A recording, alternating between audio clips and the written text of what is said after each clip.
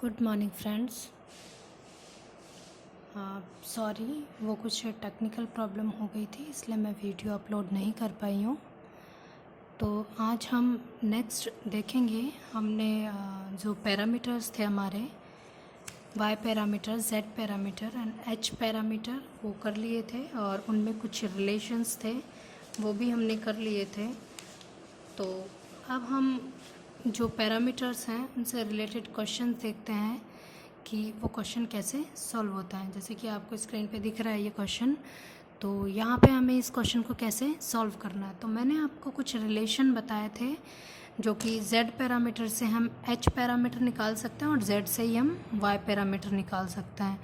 तो सबसे पहले आपको वो दो रिलेशन याद होने चाहिए। एक बार मैं फिर रिपीट कर देती हूँ वो रिलेशन क्या है, और z पैरामीटर में आपको निकालना सिखाऊंगी कि वो कैसे निकालते हैं, और पहले भी हम देख चुके हैं। सबसे पहले हमारा यहाँ पर काम है कि जो आपका क्वेश्चन है उसमें हम मैट्रिक्स बनाएंगे, ठीक है। और मैट्रिक्स बनाना आपको मैंने शॉर्ट ट्रिक से बता दिया था, तो यहाँ पे हम इजीली मैट्रिक्स बना सकते हैं। तो सबसे पहले जो z की मैट्रिक्स है वो बनाएंगे हम। तो मैं यहाँ मैट्रिक्स बनाती हूँ Z11 के लिए फर्स्ट लूप में जो भी जितने रेजिस्टेंस है सबको ऐड कर देंगे। तो 2 1 कितना हो गया, 3 हो गया। उसके बाद Z12 1 और 2 में जो भी कॉमन है वो है मेरा 1, विद नेगेटिव साइन लिखते हैं इसको। इसी तरीके से 2 1 में भी जो कॉमन है -1, और 2 2 में सेकेंड लूप में जितने भी रेजिस्टेंस है सबको ऐड कर देना है। तो यहाँ पे ऐड होके मेरा आ जाएगा 2 + 1 3। तो ये मेरे पास आ गई है मैट्रिक्स। अब यहाँ पे हम इसको सॉल्व करेंगे, डेल z निकालेंगे। तो ये हो गया मेरा 3 × 3 माइनस -1 × -1, तो ये आ जाएगा मेरा 9 - 1। डेल z की वैल्यू मेरे पास आ गई है 8। सबसे पहले इतना काम करना है आपको, डेल z की वैल्यू यहाँ पर निकालनी है। अब आपको मैं रिलेशन बताती हूँ कि जो z पैरामीटर्स होते हैं उनसे हम किस तरह से y पैरामीटर निकालते हैं। तो उसका रिलेशन है y पैरामीटर निकालने के लिए,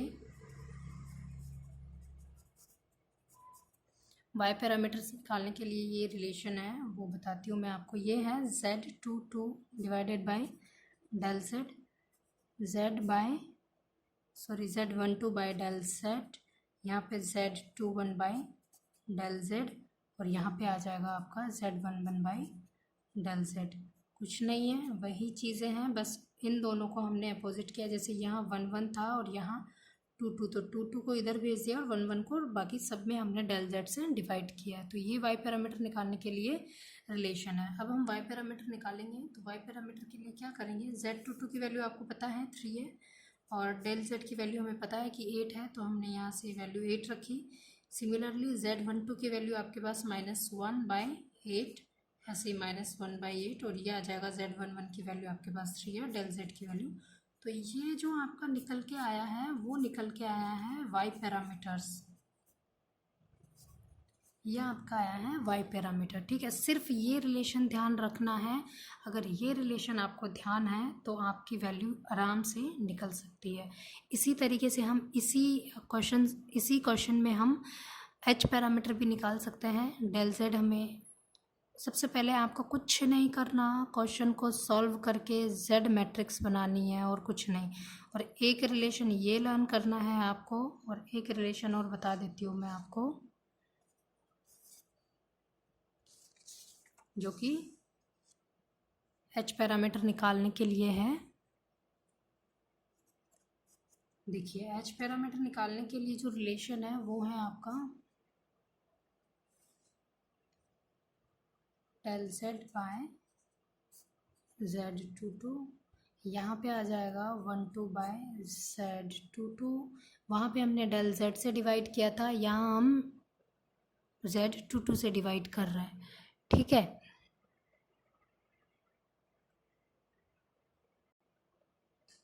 नेक्स्ट है आपका Z21 बाय Z22, और ये आ जाता है आपका 1/Z22।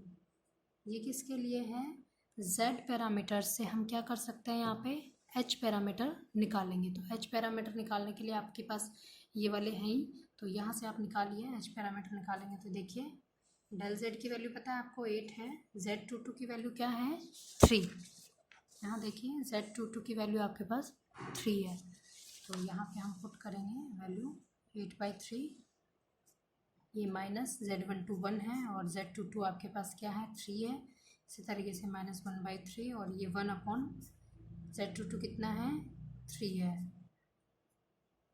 तो आपके पास जो Z पैरामीटर है वो भी निकल गया है और हमने Y पैरामीटर भी निकाल लिया है। तो आपको समझ आ गया है कि क्वेश्चन किस तरह से सॉल्व करना है।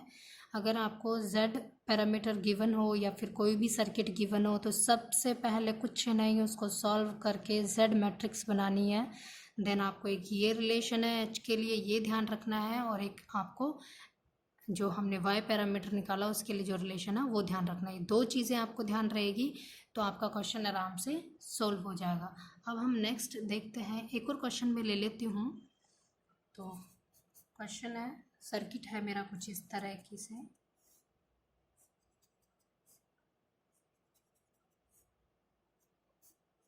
अब ऐसे तो हमने सीखा नहीं है कि हमें Z मैट्रिक्स कैसे बनानी है।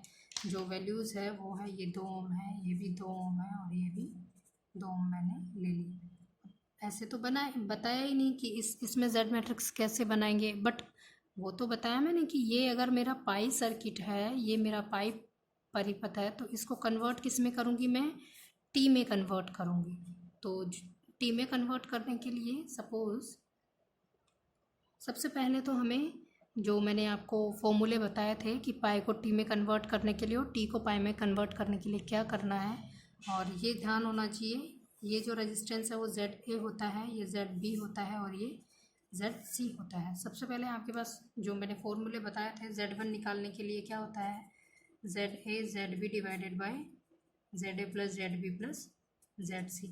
तो जो Z1 निकालेंगे वो हो जाएगा 2 × 2 4 कितना हो गया, ये तो हो गया 2 × 2 4, और यहाँ पे जब ऐड करेंगे तो कितना 6 आ जाएगा, तो ये आ जाएगा 2/3। इसी तरीके से Z2 निकालेंगे, Z2 में ZB × ZC आ जाएगा, वही 2 × 2 4/6।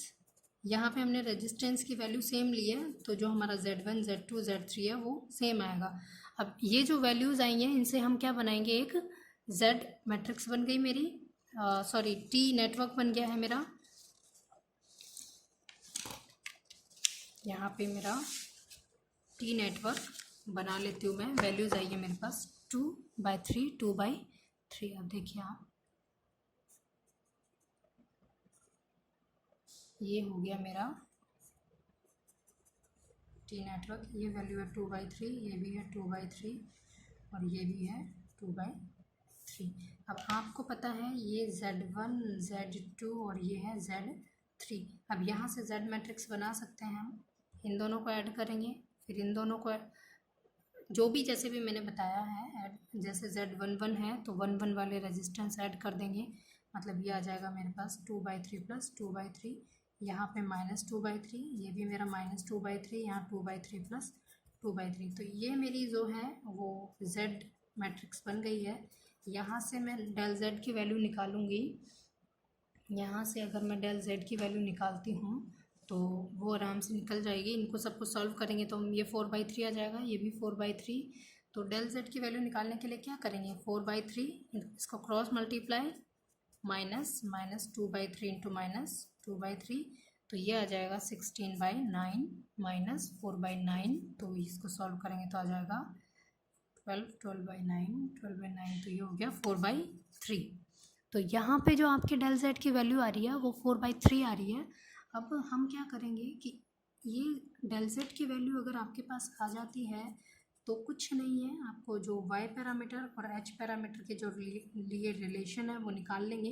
Y के लिए हमारा क्या रिलेशन होता है वो आपको याद करना ही पड़ेगा, उसके बिना काम नहीं चलेगा। तो Y के लिए रिलेशन होता है ये Z22 divided by del Z। Z22 की वैल्यू आपके पास ये है 4/3 और डेल Z की वैल्यू आपके पास 4/3।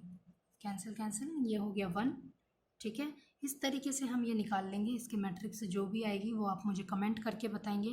रिलेशन आपको मैंने बता दिया है y और h पैरामीटर निकालने के लिए z मैट्रिक्स के साथ। ठीक है, तो आपके पास अब कैसा भी सर्किट आया उसे सिर्फ सबसे पहले आपको इस तरह से टी में कन्वर्ट करना है, देन आपको क्वेश्चन सॉल्व करना है। अब हम बात कर लेते हैं, नेक्स्ट हमारा जो टॉपिक है वो है निवेशी एंड निर्गत प्रतिबाधा। नेक्स्ट टॉपिक है आपका निवेशी एवं निर्गत प्रतिबाधा। अब देखिए, निवेशी जो होता है वो आपका इनपुट होता है, जैसे जेड आई से रिप्रेजेंट करते हैं। जो इम्पीडेंस होता है मतलब प्रतिबाधा होती है उसे हम जेड से रिप्रेजेंट करते हैं। तो यहाँ जेड आई और जेड ओ यानी आउटपुट के लिए रिप्रेजेंट करते हैं। सबसे पहले वही इसकी डेफिनेशन लिख लेते हैं हम कि डेफिनेशन क्या, बस वही है कि निवेशी और निर्गत क्या होता है। तो निर्गत की लोड प्रतिबाधा ज्ञात हो तो निवेशी की प्रतिबाधा हम ज्ञात कर सकते हैं। जैसे मैंने निर्गत की निकाल ली तो निवेशी की हम ज्ञात कर सकते हैं। तो यहाँ मैं एक चतुर टर्मिनल सर्किट बना के आपको बताती हूँ इनपुट आउटपुट का, जो कि हम पहले भी बना चुके हैं। यहाँ मेरा लोड है, ठीक है। यहाँ जो है वो I1 करंट है और जो मेरा यहाँ पे वोल्टेज रहेगा इन दोनों के बिटवीन, ये मेरे इनपुट्स हैं, इनके बिटवीन जो वोल्टेज है वो V1 है।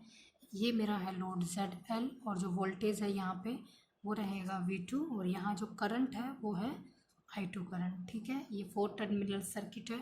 तो यहाँ पे जो इक्वेशन बनेगी आपकी वो बनेगी जैसे हमने उसके लिए देखा था Z पैरामीटर के लिए। तो V1 बराबर हो गया आपका Z11 I1 plus Z12 I2। इसी तरीके से V2 जो है Z21 I1 plus Z22 I2। ये आपके पास इक्वेशन 1 मान लो, ठीक है। अब यहाँ से हम जो ZL है लोड के लिए है वो निकालेंगे, ठीक है। आपका ये यहाँ पे 2 इक्वेशंस आई है। अब यहाँ से अगर लोड में देखती हूँ तो जो ZL होगा वो होगा, यहाँ पे वोल्टेज है मेरा V2 वोल्टेज और करंट है मेरा I2। तो जो लोड है वो माइनस V2/I2 होगा। अब इक्वेशन है मेरे पास यहाँ पे जो 1 वाली इक्वेशन में V2 वाली इक्वेशन है, लोड निकालने के लिए क्या करना पड़ेगा, उसमें डिवाइडेड बाय I2 करेंगे। तो यहाँ पे ZL जो होगा वो होगा V2 Z21 I1/I2, इस माइनस को इधर ले लेते हैं हम, प्लस Z22/I2, इसमें भी I2 से तो कैंसिल हो गया। तो जो ZL है वो हो गया आपके पास Z21 I1/I2 प्लस Z22, ठीक है। अब यहाँ से हम क्या करेंगे, I1 I2 की वैल्यू निकालेंगे। तो I1 डिवाइडेड बाय I2, तो ये हो गया माइनस का ZL, इधर आएगा ये भी माइनस Z22 इंटू यहाँ पे क्या है Z21 है, तो इधर जाके क्या हो जाएगा डिवाइडेड बाय Z21। अब ये I1/I2 बराबर क्या हो गया मेरे पास, माइनस बाहर निकाला मैंने कॉमन, प्लस Z22/Z21, ठीक है। ये सपोज मेरी है इक्वेशन 2। अब फ्रॉम इक्वेशन 1 एंड 2 यूज़ करके हम यहाँ पे ZI निकालेंगे। तो यहाँ पे मैं आपको डायरेक्ट ZI बता रही हूँ, बाकी जो RPSC वाले स्टूडेंट्स हैं उनको ये सब नहीं करना है, उन्हें सिर्फ जो मैं बता रही हूँ फॉर्मूला वो लर्न करना है। तो जो ZI होगा मेरा, ZI होगा वो होगा Z11 minus Z12 into Z21 divided by होगा, सॉरी सिर्फ इसके डिवाइड में होगा 1 2 और इसके ZL प्लस Z22। अगेन मैं एक बार और रिपीट कर देती हूँ फॉर्मूला क्या होगा। फॉर्मूला होगा आपका ZI equal Z11 minus Z12 Z21 divided by ZL plus Z22। ये आपका यहाँ पे हमने निवेशी प्रतिबाधा निकाल ली है, ठीक है। इसको हम इम्पीडेंस, इनपुट इम्पीडेंस बोलेंगे। और जो मेरा ये है ये Z पैरामीटर है ही, जेड पैरामीटर निकाल के हम यहाँ से ये वाली चीज़ें निकाल सकते हैं। लोड हमें गिवन हो गई सर्किट में, जैसे मैंने यहाँ आपको इस वाले में बताया था कि ये मेरा जो है वो लोड है। तो ये हमारा हो गया इनपुट इम्पीडेंस यानी निवेशी प्रतिबाधा निकल गई है। अगर परिपथ में जो निवेशी प्रतिबाधा है वो गिवन हो तो हम निर्गत किस तरह से निकालेंगे। अब देखिए यहाँ पे तो आपको जो सर्किट था उसमें क्या गिवन था, आउटपुट वाला इम्पीडेंस गिवन था, तो हमने इनपुट निकाल लिया। अगर आपको इनपुट में ZS मतलब जो इनपुट वाला इम्पीडेंस है वो गिवन है तो आपको ZO यानी आउटपुट वाला इम्पीडेंस कैसे निकालना है तो वो देखेंगे। तो आप यहाँ पे एक लाइन लिख लीजिए, यदि परिपथ निवेशी प्रतिबाधा में निवेशी प्रतिबाधा ZS हो तो निर्गत प्रतिबाधा ZO होगी। ठीक है, तो डायग्राम बना के बताती हूँ मैं आपको। यहाँ पे आपको जो है वो दे रखा है, ये वाला आपको लोड दे रखा है ZS, ये लोड दे रखा है आपको ZS, और यहाँ की जो आपका आउटपुट है वो आपको निकालना है ZO जो है आपको निकालना है। ये आपको वही V2 है वोल्टेज, यहाँ पे I2 करंट हो जाएगा, यहाँ पे I1 करंट, और ये आपका ZS इम्पीडेंस, और इन दोनों के बीच जो वोल्टेज रहेगा वो आपका यहाँ पे जो वोल्टेज है वो रहेगा V1 वोल्टेज। ठीक है, तो आप देख पा रहे हैं ये यहाँ पे हमें ये गिवन है और ZO निकालना है। अगर यहाँ पे लोड गिवन होता तो हमें ZI निकालना होता। तो यहाँ मैं आपको ZO बता देती हूँ, सिर्फ ये आपको डायरेक्ट लर्न करने हैं, कुछ नहीं है। यहाँ पे अगर I निकाला तो 1 आया है, तो O निकालेंगे तो क्या आ जाएगा 2 माइनस ये एज इट इज़ रहेगा 1 2 और 2 1 डिवाइडेड बाई, यहाँ पे हमें ये गिवन था L गिवन था, लोड रेजिस्टेंस आउटपुट वाला गिवन था। अब हमें इनपुट वाला गिवन है तो यहाँ पे क्या कर देंगे ZS कर देंगे, प्लस यहाँ पे हमने 1 1 था तो यहाँ 2 2 आया, यहाँ 2 2 है तो यहाँ 1 1 आ जाएगा। इस तरीके से आपको ये वाली चीज़ लर्न करनी है। तो ये एक तो ये MTR करना है आपको और एक ये MTR करना है, ये दोनों आपको MTR करने हैं। तो ये चीज़ें समझ आई आपको। अब हम एक क्वेश्चन ले लेते हैं जिसमें हम निवेशी एंड निर्गत प्रतिबाधा निकालते हैं। ठीक है, तो आइए देखते हैं। ये मेरा क्वेश्चन है, एक देख पा रहे हैं आप यहाँ पर क्वेश्चन। ये मेरा क्वेश्चन है कि कोई निर्गत आउटपुट में मुझे लोड दे रखा है और मुझे इनपुट वाली वैल्यू यहाँ पे पूछ रहा है। तो सबसे पहले हम यहाँ पे Z मैट्रिक्स बनाएंगे। मैं एक बार फिर कह रही हूँ, अगर आपको Z मैट्रिक्स बनाना नहीं आती है तो आप प्लीज़ पिछला जो वीडियो है वो देखिए जहाँ पे मैंने Z मैट्रिक्स बनाना बताया है, तो ये चीज़ें वहाँ से क्लियर होंगी आपकी। तो सबसे पहले हम मैट्रिक्स बनाते हैं। तो मैट्रिक्स के लिए मैंने आपको शॉर्ट ट्रिक्स बता रखी है, तो वो यूज़ करेंगे हम यहाँ पे।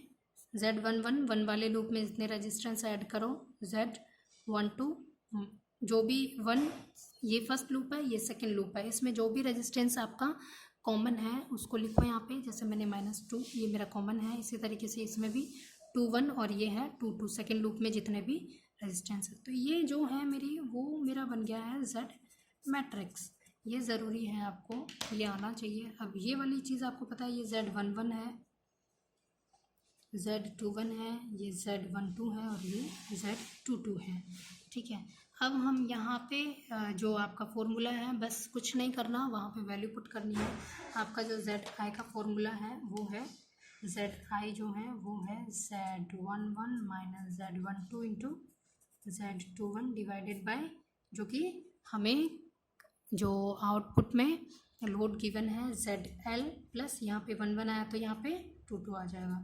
बस कुछ नहीं करना, यहाँ वैल्यू रखनी है, क्वेश्चन सॉल्व करना है, आंसर आपका आ जाएगा। ये 1 1 की वैल्यू है 4 minus 1 2 minus 2 into -2 divided by L कितना है 10 ओम प्लस 2 कितना है Z22 है आपका 4। तो जब ये सॉल्व करेंगे तो 4 माइनस कितना आ गया यहाँ पे 2 × 2 4 डिवाइडेड बाय ये डिवाइड जो है सिर्फ इसके में है 14।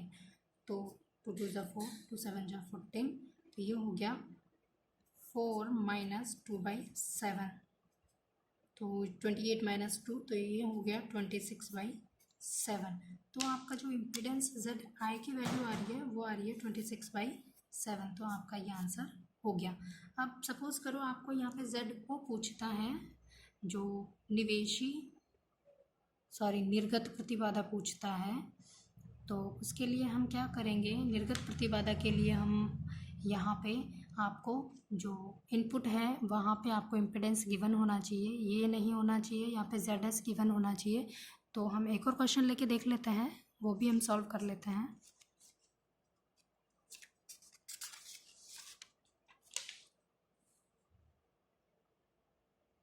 आप देख पा रहे हैं यहाँ पर क्वेश्चन है मेरा ये। सबसे पहले मैं आपको यही बोलूँगी कि यहाँ पे आप Z मैट्रिक्स बनाइए। तो Z मैट्रिक्स बनाने के लिए आप पहले सर्किट देखिए कैसा सर्किट है। तो यहाँ आपको T नेटवर्क वाला सर्किट नहीं है, पाई दे रखा है। तो पाई को हम किस में कन्वर्ट करेंगे, T में कन्वर्ट करेंगे। तो उसके लिए मैंने आपको बता रखा है कि जो Z1 होता है वो होता है ZA ZB डिवाइडेड बाई तीनों का एडिशन। इसी तरीके से Z2 निकालेंगे तो ZB into ZC divided by ZA plus ZB plus ZC। और जब Z3 निकालेंगे तो C इंटू A हो जाएगा और डिवाइड में तीनों आ जाएंगे। तो जब मैं ये सॉल्व करूँगी तो यहाँ मेरा Z1 आएगा 2/3। ये मैं पहले भी आपको करवा चुकी हूँ सेम वैल्यू से, इसलिए मैंने यहाँ पे सेम वैल्यू ली है ताकि प्रॉब्लम ना हो। 2/3 जब हम मैट्रिक्स बनाएंगे T नेटवर्क बनाएंगे तो T नेटवर्क मेरा कुछ इस तरीके से बनेगा। ये भी 2/3 है, ये भी 2/3 है और ये भी 2/3 है। तो अब आपको यहाँ पे ये चीज़ बन गई है। तो आप यहाँ पे सबसे पहले मैट्रिक्स बनाइए। मैट्रिक्स बनाएंगे तो जो मेरी वैल्यूज़ है वो पता है आपको, हमने पहले भी बनाई है। 2/3 माइनस 2/3 माइनस 2/3 और 4/3 ये आपकी मैट्रिक्स बनेगी यहाँ पे। ये आपका जो Z मैट्रिक्स है वो बनेगा। अब आपको यहाँ पे पता है ही Z11 Z12 Z21 और Z। तो जो फॉर्मूला है मेरा ZO का वो हम यहाँ पे रखेंगे। तो ZO का जो फॉर्मूला है वो है आपका Z क्या बताया था मैंने 2 2, क्योंकि वहाँ पे 1 1 लिया है तो यहाँ 2 2 माइनस ये वैल्यू सेम है 2 1। अब यहाँ पे 2 2 आ गया तो यहाँ क्या आएगा 1 1 आ जाएगा। और यहाँ जो हमें गिवन है क्या है ZS प्लस Z11। सॉल्व करेंगे इसको तो ये आ जाएगा आपका 4/3 वैल्यू है Z22 की माइनस 2/3 इंटू 2/3। और इसके जो डिवाइड में है वो आ जाएगा ZS की वैल्यू आपको 2 दे रखी है प्लस Z11 की वैल्यू है आपके पास 4/3। ठीक है, कुछ नहीं है, बस वो मैथमेटिकल कैलकुलेशन है। जब इसको सॉल्व करेंगे तो ये वैल्यू जो आएगी आपकी 1.26 ओम आ जाएगी आपके पास। जो Z आउटपुट है यहाँ पे जो Z को निकाल रहे थे हम वो आ जाएगा 1.26 ओम। ठीक है, तो आपका ये आपको सिर्फ यहाँ पे ये 2 MTR करने हैं। एक तो ZO के लिए क्या होता है फॉर्मूला और एक ZI के लिए क्या होता है। ये दोनों चीज़ें अगर आपको लर्न है तो आप आराम से पूरा क्वेश्चन सॉल्व कर सकते हैं। ठीक है, अब नेक्स्ट अपन जो पढ़ेंगे वो आपकी थ्योरम्स पढ़ेंगे कुछ जो आपकी इलेक्ट्रॉनिक्स के लिए बहुत इंपॉर्टेंट है और for RPSC and for BSc second year दोनों के लिए बहुत ही इम्पोर्टेंट है। हमेशा क्वेश्चन पूछा जाता है यहाँ से, तो नेक्स्ट क्लास लेना ना भूलिएगा। नेक्स्ट हम जो पढ़ेंगे वो है अध्यारोपण की प्रमेय।